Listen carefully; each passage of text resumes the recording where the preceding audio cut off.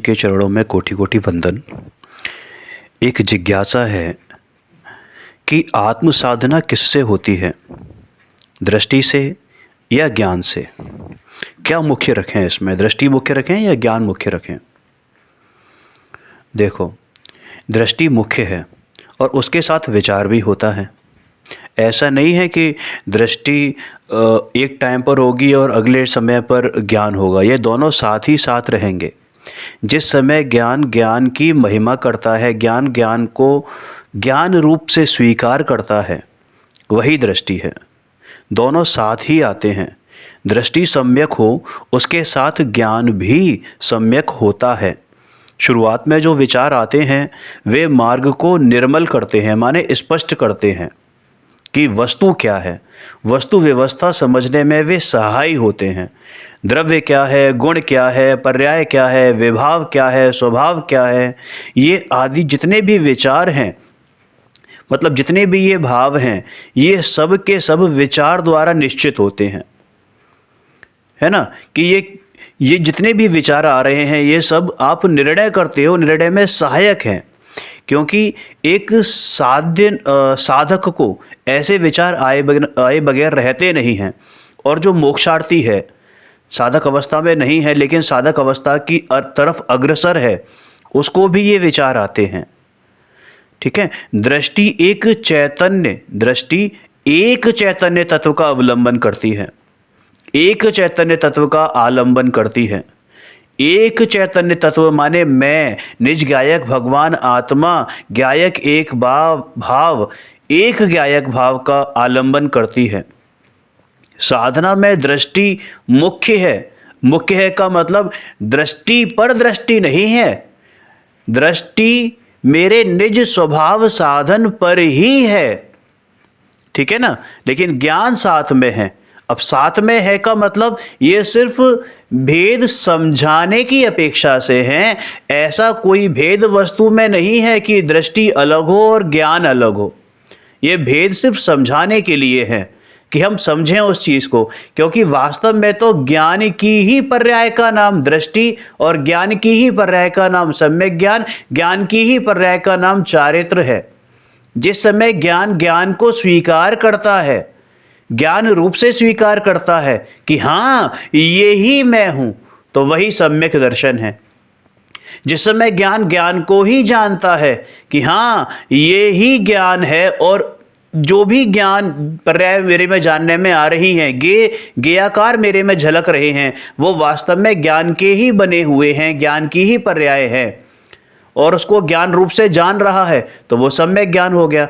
मतलब जिस समय ज्ञान ने ज्ञान को स्वीकार किया, ज्ञान रूप से स्वीकार किया, उसी समय ज्ञान सम्यक ज्ञान कहलाया। और जब वो ज्ञान ज्ञान में स्थिर हो जाता है, माने ज्ञान को ही जानने लगता है, ज्ञान को ही जानने लगता है मतलब ज्ञान ज्ञान में स्थिर होता है ना, अनुभव के काल में, तो वही स्थिरता यानी कि चारित्र हो जाता है। इसलिए मुख्य तो दृष्टि ही है, लेकिन वो दृष्टि भी मुख्य कैसे होगी कि भाई ज्ञान ही निर्णय करेगा। क्या करेगा? ज्ञान ही निर्णय करेगा। ठीक है। ज्ञान तो अनेक ज्ञों को जानता है, लेकिन दृष्टि सिर्फ एक का निर्णय करती है, माने एक ही उसके दृष्टि में होता है, निज ज्ञायक भगवान आत्मा। इसके अलावा और कुछ भी साध्य नहीं होता, किसी और का अवलंबन नहीं लेती। समझ में आया? प्रारंभ में सब निर्णय विचार द्वारा होता है और उसके बाद उसकी दृष्टि सम्यक होती है। व्यवहार अपेक्षा से ज्ञान पहले आता है, फिर दृष्टि। लेकिन यदि यथार्थ वस्तु स्थिति से समझें तो दृष्टि मुख्य है। निश्चय की अपेक्षा साधना में दृष्टि मुख्य है, परंतु निर्णय करने में विचार साथ होता है। इसलिए दोनों अपेक्षाएं समझना। और एक वो अपेक्षा भी कि भाई सब ज्ञान की ही पर्याय है, ये है ना, कोई भिन्न भिन्न नहीं है, केवल तरीका अलग है। जिस समय ज्ञान ज्ञान की स्वीकृति करता है वही सम्यक दर्शन, वही दृष्टि। जिस समय ज्ञान ज्ञान को जान रहा है वही सम्यक ज्ञान। और जिस समय ज्ञान ज्ञान में स्थिर हो गया, ज्ञान ज्ञान को में स्थिर हो गया, तो वही सम्यक चारित्र। जी। तो आपने कहा कि दृष्टि और ज्ञान दोनों साथ साथ हैं, तो फिर अनुभव काल में किस प्रकार साथ होते हैं? अनुभव काल में नहीं, सभी कालों में ये साथ होते हैं। दृष्टि और ज्ञान दोनों साथ होते हैं। ज्ञान में जो राग मिश्रित विचार चलते थे वे अनुभव के काल में छूट जाते हैं। निर्विकल्प दृष्टि तो मात्र अभेद पर है। देखो क्या बोला, अभेद। मेरा स्वभाव भेद नहीं है, मेरा स्वभाव अभेद है। मैं अभेद स्वभावी हूं, अखंडानंद स्वभावी हूं है। और राग मिश्रित विचार ज्ञान में से छूट जाने पर ज्ञान स्वयं भी आत्मा के साथ एकाकार रूप हो जाता है। माने आत्मा के साथ एकाकार रूप हो जाता है, माने ज्ञान ज्ञान को ही स्वीकार करने लगता है, ज्ञान ज्ञान में ही स्थिर हो जाता है। इस प्रकार दोनों साथ होते हैं। जी, स्वभाव का ग्रहण नहीं होता, इसलिए दुख होता है, आकुलता होती है। तो क्या करें भाई? दुख होता हो तो वह भावना रूप होना चाहिए, आकुलता रूप नहीं। आकुलता ये नहीं होना चाहिए कि मुझे करना है करना है करना है। ऐसी भावना तो भानी है कि मुझे सम्यक दर्शन प्रकट करना है, लेकिन आकुलता नहीं हो, उतावलापन नहीं हो, कहीं भी अच्छा ना लगे, शुभाशुभ में कहीं भी चैन ना पड़े, तो अंतर में स्वयं को ग्रहण करे। परंतु यदि घबराहट हो तो फिर ऐसे नहीं। भावना ऐसी हो कि कहीं भी चैन नहीं पड़ता, स्वभाव को ग्रहण करूं, ऐसी भावना भाए। नित्य प्रतिदिन अपने स्वभाव साधन को ग्रहण करने की भावना भाए। दुख के पीछे ऐसा आना चाहिए कि स्वभाव को ग्रहण करूं, स्वभाव को ग्रहण करूं। ये बार बार लगन लगनी चाहिए, लेकिन उतावलेपन से नहीं। दुख रूप ही रह जाए तो फिर कारण नहीं बनता। दुख रूप ही रह जाए तो फिर कारण नहीं बनता। दुख में स्वभाव ग्रहण करने की ओर परिणति जाए तो कारण बनता है। जिस समय तुझे दुख है ना, उस समय स्वभाव की तरफ दृष्टि हो या स्वभाव की तरफ तेरा उपयोग जा रहा है तो कारण है। लेकिन दुख में ही तू ग्लानि ही करता रहे, गिल्टी ही करता रहे, मैं क्या करूं, मुझ पे स्वभाव नहीं साधा जा रहा, मैं इतनी बहुत पुरुषार्थ कर रहा हूं, मैं स्वाध्याय करता हूं, 24 घंटे मेरे मन में यही चलता रहता है, फिर भी नहीं हो रहा, फिर भी नहीं। भाई, ये तो तूने अपने और बंध बांध रहा है, और गर्त में जाने की तैयारी कर रहा है। समझ में आ रहा है ना? अगर स्वाध्याय कर रहा है तो फिर सहज भाव से होती है वो बात, सहज स्वीकृति होती है। तुझे स्वभाव की खबर नहीं है, तुझे रुचि भी नहीं है। क्या लिखा कि भाई स्वभाव को ग्रहण करूं, इस बात की भावना भानी है, उतावलापन नहीं करना है। यदि वो दुख रूप ही रह जाए तो फिर कारण नहीं बनेगा तेरे आत्म कल्याण का। दुख में स्वभाव ग्रहण करने की ओर परिणति जाए तो कारण बनता है। प्रयत्न करते रहना किंतु आकुलता नहीं होने देना। ये बिल्कुल लाइन मतलब बिल्कुल लिख लो अपने अंदर। पुरुषार्थ छोड़ना नहीं है, आकुलता करनी नहीं है। ठीक है? आत्मा कैसा है कि ज्ञानानंद स्वभावी है, ज्ञानानंद स्वरूपी है। उसकी श्रद्धा करनी है, उसका ज्ञान करना है और उसमें लीनता करनी है। यही वास्तव में एक करने योग्य कार्य है। जी, एक और प्रश्न अभी आया है कि गज सुकुमार मुनिराज थे, उनके सिर पर अंगीठी जल रही थी। उस समय मुनिराज का उपयोग आत्मा में था, मतलब अंगीठी जलती समय भी सिर पे सिगड़ी जल रही है, जैसे पांचों पांडवों के समय हुआ, या सुकुमाल मुनिराज के समय हुआ कि वो स्यालनी खा रही है। तो क्या उस समय मुनिराज का उपयोग आत्मा में होता है?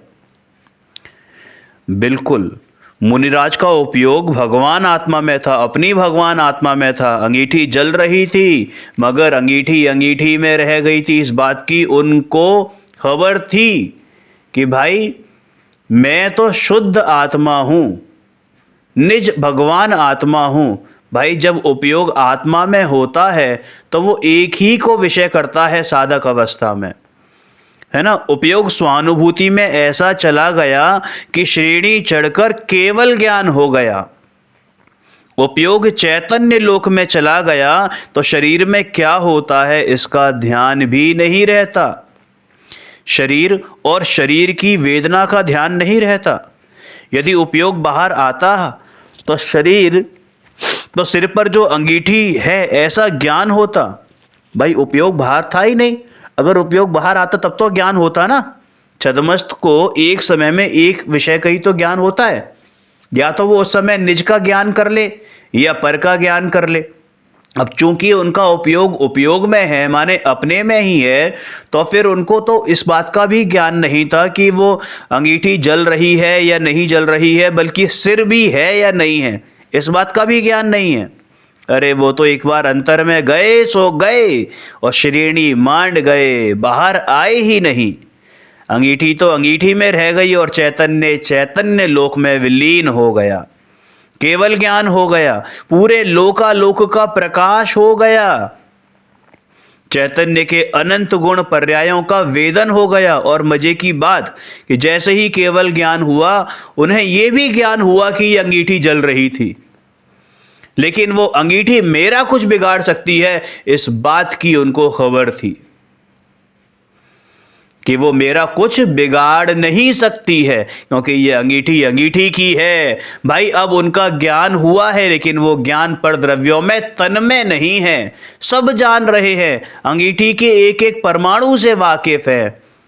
उस शरीर के जो शरीर उन्होंने धारण किया है केवल ज्ञान अवस्था में, उससे भी वो वाकिफ है, लेकिन फिर भी उसमें तन में नहीं है।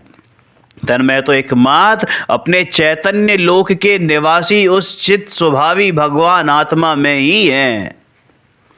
अरे चैतन्य के अनंत गुण पर्यायों का वेदन है, चैतन्य की स्वानुभूति का पूर्ण वेदन हो गया। समझ में आया जी। एक गुरुदेव के प्रवचन सुन रहे थे तो उसमें इष्टोपदेश में ये आता है कि ज्ञानी देखते हुए भी नहीं देखता, चलते हुए भी नहीं चलता। तो क्या विकल्प आने पर भी ऐसा रहता है? मतलब विकल्प है, आहार विहार के लिए मुनिराज निकलते हैं, तो क्या मतलब तब भी ऐसा रहता है कि चलते हुए भी नहीं चलते, देखते हुए भी नहीं देखते? देखो भाई, अपेक्षा समझो क्या कैसी बात कही जा रही है। और कई बार बात जो है वो आपको मोटिवेट करने के लिए भी कही जाती है। ज्ञानी का उपयोग बाहर आए तब भी वे देखते हुए नहीं देखते, क्योंकि उनकी दृष्टि तो अपने चैतन्य स्वभावी भगवान आत्मा पर ही है। उस चित स्वभावी चित स्वरूपी चिदानंद आनंद का घन पिंड, आनंद संधि, आनंद भोजी आत्म राम पर ही है, अपने आत्म राम पर ही है। चाहे उपयोग बाहर हो फिर भी दृष्टि तो चैतन्य पर ही है।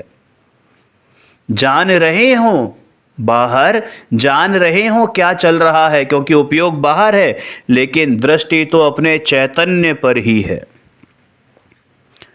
उन्हें प्रतिक्षण गायक की धारा चलती रहती है। ज्ञानी की दृष्टि बदल गई है, एकत्व बुद्धि टूट गई है। मैं तो गायक हूँ, गायक हूँ, गायक हूँ, गायक हूँ, गायक हूँ, गायक हूँ, गायक हूँ, ऐसी गायक की धारा वर्तती है। इसलिए वे चलते हुए भी नहीं चलते, देखते हुए भी नहीं देखते। ज्ञानी की दृष्टि गायक पर होने से भेद ज्ञान की धारा चलती है। ये जो पांव चल रहे हैं, मैं नहीं चलता, ये पांव पुद्गल के हैं, ये शरीर पुद्गल का है। मैं गायक हूं, ये विकल्प नहीं है, लेकिन ये ऐसी ही सहज धारा है कि आज तुम्हें जो सहज रूप से तुम्हारा नाम याद है कि भूलते भी नहीं और याद नहीं करना पड़ता, ऐसे ही उनके साथ है कि उनको मैं गायक हूं ये भूले भी नहीं और याद भी नहीं करना पड़ा। सहज रूप से ये धारा अंदर चल रही है।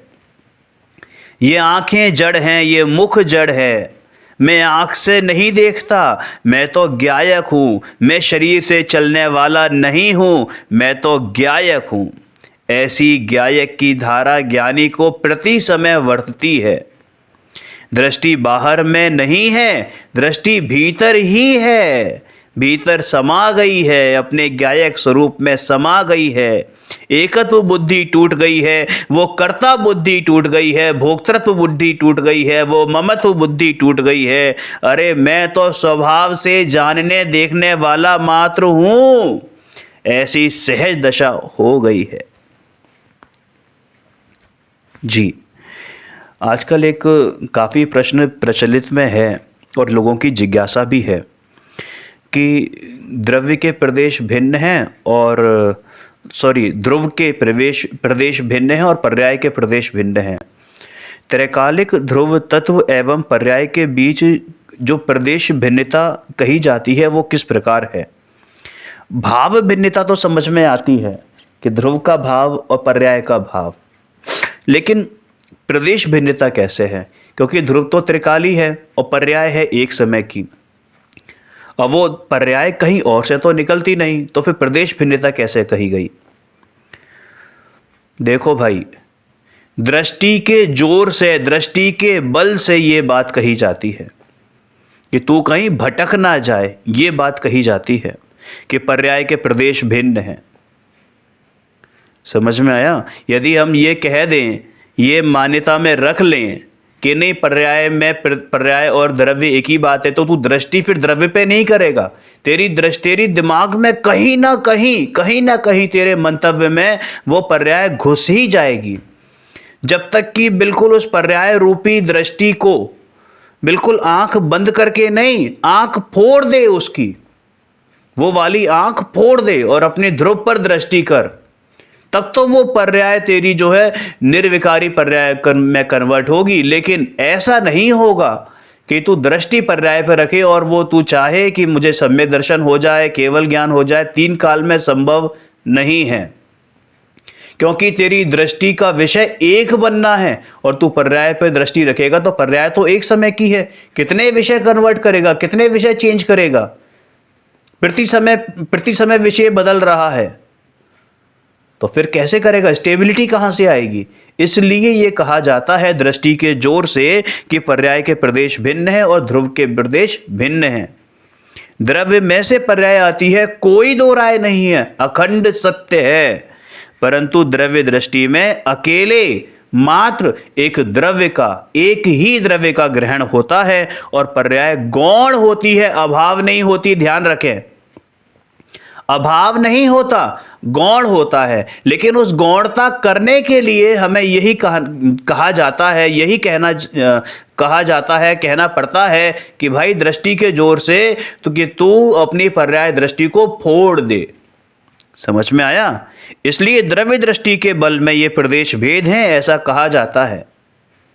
क्योंकि अगर तू यथार्थ ही ये चीज मान ले कि मतलब ये चीज मान ले कि पर्याय के प्रदेश भिन्न और ध्रुव के प्रदेश भिन्न, फिर तो ये 2 द्रव्य हो जाएंगे। समझ में आ गई ना बात? तो द्रव्य दृष्टि के जोर में ये बात कही जाती है, लेकिन इसको स्वीकार करना इसलिए कही जाती है तो उसका मंतव्य स्वीकार करो कि बात आपसे क्यों कही जा रही है ना? मेरा स्वभाव पर्याय जैसा क्षणवर्ती नहीं है, मैं तो शाश्वत अखंड एक आत्मा हूं, अविनश्वर अविनाशी। ऐसी द्रव्य दृष्टि में अकेला द्रव्य ही देखने में आता है, अकेले द्रव्य का ही जोर रहता है। इसलिए पर्याय का भाव भिन्न है और इसलिए उसका क्षेत्र भी भिन्न है, ऐसा द्रव्य दृष्टि कह देती है। द्रव्य दृष्टि में पर्याय का भाव भिन्न है और प्रदेश भी भिन्न है, परंतु ज्ञान में ऐसा ज्ञात होता है कि यह जो द्रव्य हैं इसमें एक पर्याय उत्पन्न होती है और पर्याय क्षणवर्ती है। ज्ञान जानता है, जो यथार्थ स्वरूप है वो ज्ञान को पता है कि भाई ये पर्याय कहीं और से नहीं आई, कहीं आसमान से नहीं टपकी, कोई आकाश के फूल की भांति नहीं है कि है ही नहीं, ये क्षणवर्ती है, मेरे में से ही आई है और मैं त्रिकालिक हूं। इस प्रकार द्रव्य और पर्याय दोनों को जानने वाला ज्ञान अपेक्षा से समझता है। द्रव्य दृष्टि की मुख्यता में पर्याय गौण होती है, इसलिए भाव भिन्नता भाषित होती है। उस समय साथ में क्षेत्र भिन्नता है, ऐसा दृष्टि के जोर में आता है। समझ में आया? दृष्टि की मुख्यता में पर्याय गौण होती है, इसलिए भाव भिन्नता भाषित होती है। मेरा ध्रुव स्वभाव और मेरा पर्याय स्वभाव, देखो द्रव्य के दो स्वभाव हैं, एक ध्रुव स्वभाव है, एक पर्याय स्वभाव है। ध्रुव स्वभाव त्रिकाली है, अपरिणामी है, कूटस्थ है। और वहीं पर पर्याय का स्वभाव कैसा है? प्रति समय बदलने वाला है। उस पर्याय पर दृष्टि ना हो, इसलिए दृष्टि के जोर में यह कहा जाता है कि ये पर्याय के प्रदेश भिन्न हैं और द्रव्य के प्रदेश या ध्रुव के प्रदेश भिन्न हैं। अरे पर्याय क्षणिक है और उस पर्याय मात्र जितना, उस क्षणिक वर्ती पर्याय मात्र जितना ही मैं नहीं हूं। मैं तो त्रिकालिक शाश्वत हूं, अनादि अनंत हूं। इस प्रकार दृष्टि तो अकेले ध्रुव अस्तित्व पर ही करती है। समझ में आया? दृष्टि तो मात्र उस ध्रुव अस्तित्व पर ही है, परिणमन या किसी भेद पर नहीं है। इसलिए वह सब भिन्न भिन्न कर देती है कि पर्याय अलग और ध्रुव अलग। द्रव्य दृष्टि की मुख्यता और उसके जोर में ऐसा आता है, परंतु ज्ञान तो साथ ही उपस्थित है ना, अपने पैरेलल चल रहा है ना। वह दोनों का विवेक करता है, उसको भली प्रकार पता है कि मुझे क्या समझना है, मुझे किसका जोर लेना है उस समय। पर्याय यदि अधर में झूलती हो तो आत्मा को वेदन क्यों होता हो? अगर पर्याय के प्रदेश अलग हो तो फिर आत्मा का वेदन कौन करे? ये बताओ। आत्मा में शुद्ध पर्याय या अनुभूति का वेदन होता है, इसलिए पर्याय अधर में नहीं लटकती। आत्मा के स्वभाव में परिणमन है। अरे भाई, प्रत्येक द्रव्य में द्रव्यत्व नाम का गुण है, परिणमन शक्ति है। अनुभूति में अनंत गुण पर्याय परिणमित हो, उसका वेदन आत्मा को होता है। यदि पर्याय का क्षेत्र बिल्कुल भिन्न हो तो फिर आत्मा का वेदन कैसे हो? लॉजिक वाली बात है। इसलिए अटका नहीं चाहता। ये तो निश्चयभाषी हो जाएगा अगर तू बिल्कुल ही वो मान लेगा ना कि पर्याय सर्वथा ही भिन्न है। ये गुरुदेव ने कहा है कि पर्याय तो सर्वथा ही भिन्न है, तो भाई गुरुदेव का मंतव्य भी तो समझ। वो तुझे दृष्टि का जोर देने के लिए कह रहे हैं, दृष्टि को अपने ध्रुव स्वभाव पर केंद्रित करने की अपेक्षा ये बात बोल रहे हैं। क्या उनको नहीं पता ये बात कि पर्याय जो परिणाम जो है परिणामी के बिना नहीं होता, पर्याय बिना का द्रव्य नहीं हो सकता। गुण पर्यायवत द्रव्यम आता है ना तत्वार सूत्र में, तो क्या उमा स्वामी भगवान झूठ बोल रहे थे? भाई थोड़ा सा दिमाग लगा, लॉजिक लगा। एक ही बात को की पीपरी बजाने से कुछ नहीं होता। अपेक्षा जहां जैसी अपेक्षा है वो समझनी चाहिए। जब दृष्टि के विषय की बात आती है, दृष्टि के जोर की बात आती है, तो यह कहा जाता है कि पर्याय भिन्न है, द्रव्य भिन्न है, क्योंकि दृष्टि तेरे को द्रव्य पर करनी है। लेकिन ज्ञान में ये चीजें चलती हैं। ज्ञान में मुख्य गौण करता है, ज्ञान मुख्य गौण करता है कि जिस समय मेरी दृष्टि मेरे ध्रुव स्वभाव पर है, हाँ उस समय भी मुझे पर्याय स्वीकार है, लेकिन गौण रूप से, मुख्य रूप से तो मेरे को मेरा ध्रुव ही स्वीकार है। समझ में आया? ज्ञान दोनों का विवेक करता है, लेकिन द्रव्य दृष्टि इतनी बलवान है कि उसकी मुख्यता का जोर भाव से, क्षेत्र से, सर्व प्रकार से भिन्न कर देता है। साधक दशा में द्रव्य दृष्टि मुख्य होती है और उसमें ऐसा आता है कि मैं तो शाश्वत हूं, अन्य कुछ नहीं। समझ में आया?